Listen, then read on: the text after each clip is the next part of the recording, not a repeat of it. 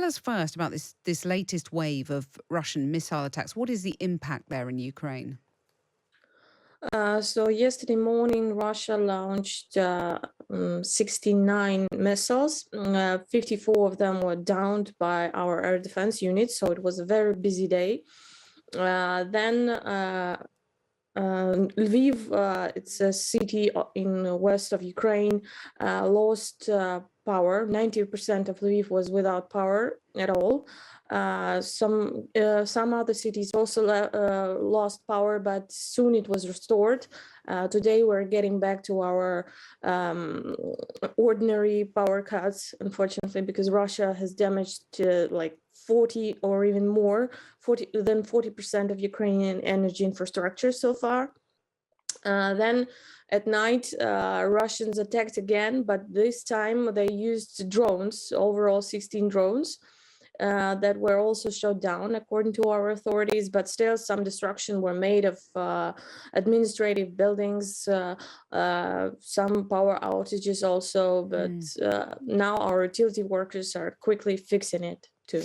Well, President Zelensky has warned Moscow that it's only driving itself deeper into a dead end. Do Ukrainian citizens, by and large, share his resilience, or are these freezing conditions that you're all having to endure sort of sapping morale with all the power cuts? No, it kind of has a very not the effect that Russians were aiming to. Instead of like asking our president to start negotiations with Russia, Ukrainians got more and more angry because of this terrorism, because every civilian now understands that Russia wants to make our life miserable just because we do not want to obey Russian rulers and do not want to surrender our own sovereign territories to Russia. Therefore, people are getting more tired, people are getting angrier and more resilient.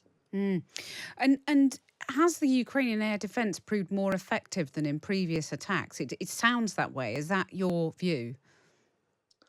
I've heard several of them, like somewhere near my district, because I live not far from the power station, one of Kiev's power stations, basically. And I hear them a lot when Russians attack. So last attack was like 10 days ago, and rocket was hit like very, very close to my building. And this time we heard them only somewhere very far. And if to believe our authorities, yes, performance is getting better because we're getting more and more good weapons from our partners, defensive weapons. So yes, they're being of good use, and also the mobile brigades are tackling with Shahed drones, which are mostly being shot down by crews armed with machine guns. So yes.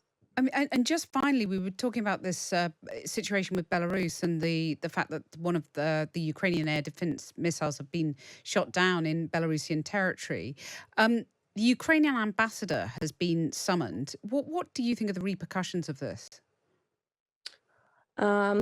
So far, we cannot say clearly. I don't want to speculate, but Russia has been trying to drag Belarus into the war for a long time, and using Belarus's possible involvement in the war in informational warfare to like draw some of our forces from Donbas back to Kiev, just to like weaken our defenses and some our attention too.